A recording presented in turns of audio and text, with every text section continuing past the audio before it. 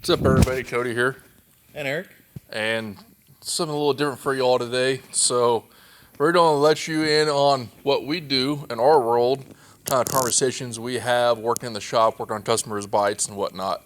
Instead of talking about something, we're just going to ramble on like we normally do while working on something. So, hang out with us and kind of pick up what we do. It'd be an interesting topic for a change. So, anyway, right now we're talking about this fuel line came off of this 900cc Triumph here, this Thunderbird, and we're talking about how it may or may not have been the issue. It was a issue. I don't know It if it has was to be the one of only them. issue. Why It would you was go a from issue. such a small fuel line to a bigger fuel line? I don't know. Sometimes with some of the DIY stuff that comes in here, you'll have guys that are just trying to. I understand everybody's trying to do something on some kind of budget, right? On their own, yeah. But a lot of times it's number one, it's an unrealistic budget, right? And that leads them down like a rabbit hole that continues to decrease performance, or they have poor results, and one poor result drives them to another poor result. They keep trying to fit stuff on their own and they make it worse than what it actually is where we're getting at. Yeah, and then there's a lot of ways out there that a person can get led astray, right? Yeah, if you get bad information on YouTube, that happens a lot, or if you talk to your buddy who knows how to work on stuff, will give you bad information too sometimes. Not always, but sometimes. Sometimes. I would, if you were out somewhere and something broke, and that's what you had to fix it to get it home, I get it, right? But as far as doing that, and a lot of people continue to complain about, oh, it's this motorcycle and they're crappy, or it's that motorcycle and they're crappy, or it's this carburetor and they're terrible. Don't get me wrong, there are some carburetors out there that are problematic, but you know, that's becoming less and less an issue even with fuel injection. I mean, don't get me wrong, there's been some injection systems that were lacking in the past, right? Oh yeah, the early days of fuel injection, especially on the Harleys with the, was it Magneto? Magneti Morelli. Morelli, yeah. Which was really wild because in the European bikes, the Magneti Morelli injection system is absolutely flawless. But Well, you know why that is, don't you? well, because they wanted Magneti Morelli their way instead of Magneti Morelli's way. Yeah, yeah. They wanted that traditional potato sound, and you can't get that with a fuel injection. At least No. not to the extent of what the Evo had.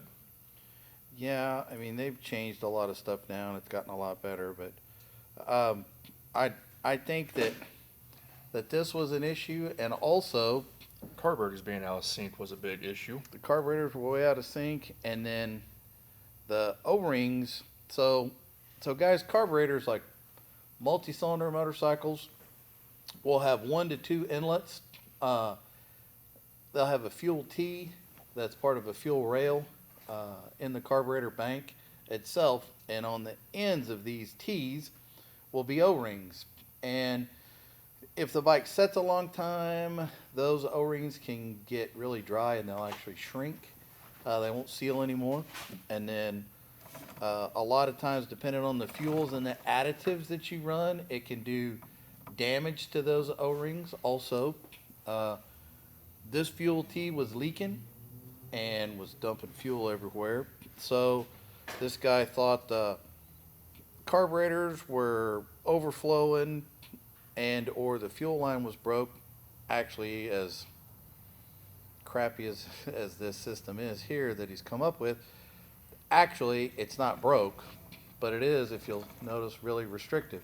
And he talked about the performance dropping off and thought it had something to do purely with just it having a leak in it. And don't get me wrong, when your fuel supply has a leak, you got some other problems besides just low performance because it runs out of fuel. But I think it was a combination of three things. I think it was a combination of the fuel T's leaking, he didn't have a good supply. I think it was a problem with the fuel line being staggered and restrictive like this, and then out of sync. The boss lady's here. I know. We got to look like We are in trouble. we are in trouble, man. Not only are we're filming unsupervised. So let me show you what we're talking about here. So, got the fuel filter, right? You see the small diameter hose going to the bigger hose. This is really restricted. And like I said, I don't know why we would have done that. It doesn't make any sense, but that's what happened. So, one of those things. Jennifer, how you been? Good. See this chain? This chain's starting to rust. We need to take care of that for him So too. I got the slack out of it. This thing had huge amounts of slack in the chain, and he was talking about how there was a lot of vibration when he rode it. Well, I'm gonna bet that the chain slap and a lot of the noise in the back probably had to do with like the chain slack in it. If it's and loose, yeah. Also, though, you know, if it's dry, you'll get a lot of buzzing and a lot of vibration because of the chain being dry. Also, so. And he definitely hasn't taken care of his chain. It's got rust on it and it's dry. So, again, we can't take care of the chain until we get the bike hot and get the chain hot. You got to have the chain hot in order to apply what you need to apply to it. So, just one of those things. Can put a little bit on it in the beginning just to keep it from getting worse, but we still need to get it up to some kind of running temperature and then apply some chain wax or some kind of chain lube. You said he thought he was low on coolant. He was low on coolant, and I did address that and fix it. Now, the small amount of that I started with on the coolant, I mixed according to the coolant manufacturer's instructions, but I don't know what is actually throughout the rest of the motorcycle. So, in a situation like this where the customer is not going to let you flush the system and start over, all you can do is you can mix the coolant that you're going to add to it correctly and add to it, warm the motorcycle up, and kind of go from there. But that speaks to you guys out there when you buy a used bike and it's low on some fluids. If you don't completely flush the system, when you add to it, just add to it correctly. And no more than a cooling system has in a motorcycle, chances are, unless it's just pure water, you're going to be fine. But if you get into a system where it looks totally clear, like it's just pure water, do yourself a favor, drain it, find out what the fluid level is supposed to be. Whatever the manufacturer says to do, just follow that and you'll be good. And some tech common sense tips here. One, radiator cap. Never remove your radiator cap if the engine's hot. If you can squeeze the hose and feel it's hot, don't touch the radiator cap. It's a quick way to get the trip to the ER. You'll burn yourself. It'll burn. And sure. I have never seen a reservoir that's not marked with minimum and maximum coolant level.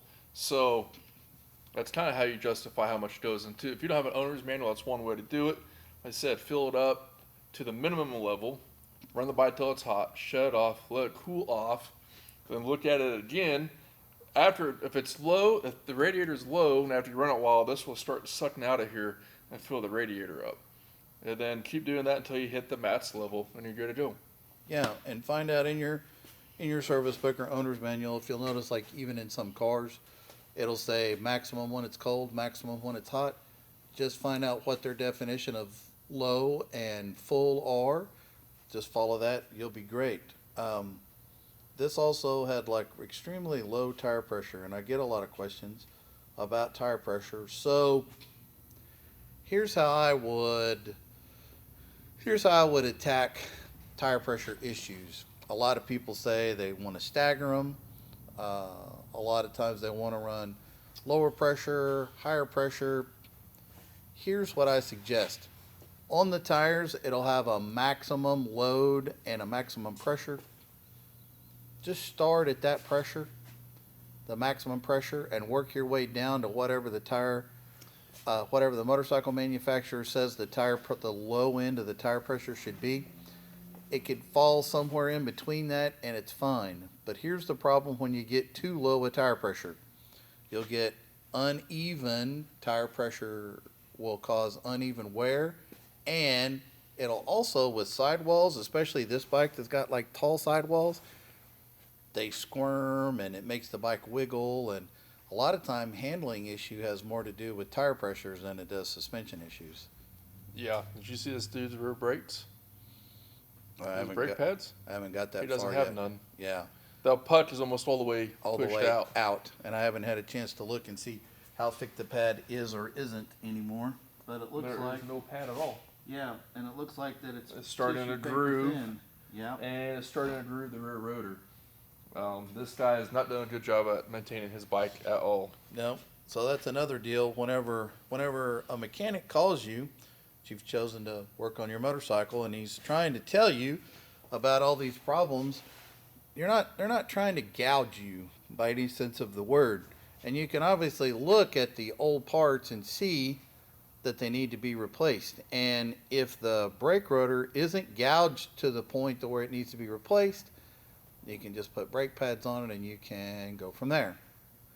But again, the more you neglect something, the more it's going to tear up parts, and your repair bill is just going to get more expensive and more expensive and more expensive. And when you don't take care of a motorcycle and the motorcycle won't come apart, how many times have you attacked something and it's grown together? Plenty of times, and this guy's bike is just an example. I mean, like Eric said, all the fluids are low, tire pressures are low, he's got no rear brake pads, the chain's rusted. This is either a guy who just doesn't understand basic maintenance on a motorcycle, or B, he just doesn't really care. He just rides it until it falls apart. And if that's the way you want to be, that's fine, but don't get mad at the shop when they hit you with a repair bill what's going to cost to fix it, because your lack of preventive maintenance is causing more money in the long run. Yeah, and for those who ask, it's got 61,000 miles on it, so somebody's been riding it a lot. So I'm sure that that's not the original brake pads that's in it. So they've been changed a few times, I'm sure.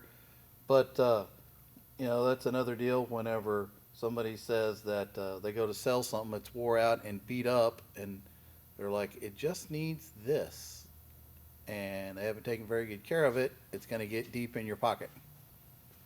Yep. Everything we've been talking about here, if you're going to buy a used motorcycle, it's something that's easy to check, isn't it? Super easy to check. And most shops you can request to see the service department's breakdown of what they discovered in the service. I have worked for a motorcycle shop that claimed they serviced a motorcycle. I'm not naming what dealership it was. And they went through the whole bike. They had some 300-point inspection. They only did part of it. And it is very clear when you saw the bike on the showroom floor. So it is best to check it, have the dealership show you everything up front. And if you don't know or don't trust who you're dealing with, then bring a friend with you that has some kind of insight. Two eyes are always better than one. There's times where we're working on a motorcycle and either I can't figure it out and Eric will figure it out, or vice versa. I mean, that's an old saying, two heads better than one, two eyes are better than one.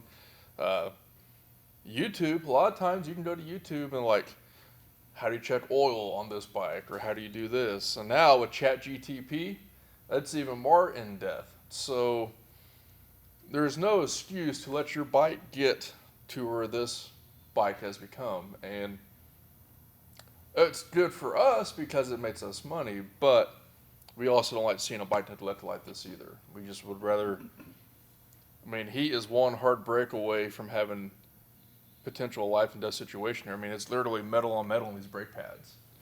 And he probably didn't have any idea. No, I get a lot of customers that want to know why something is making noise, and it could be wheel bearings, it could be brake grinding like this, and then they complain about a brake manufacturer, and you look at the brake rotor. The brake rotor is obviously chewed up more now because it's been metal to metal, but it makes you wonder how bad the brake rotor was if they put new pads on it. Because if your brake rotor is in poor condition, brake pads aren't going to last very long anyway. You don't wear them out twice as fast. So anyway, this is kind of into what we kind of do conversation wise. This was more about the bike, but we do have some casual conversations I want to record for some of y'all, and I think you'll get a kick out of it. But hey, thanks for hanging out with us today. We appreciate it. This bike is almost done for this customer. You can take it back and start enjoying it, and on to the next one. Thanks for hanging out with us, and remember, ride safe.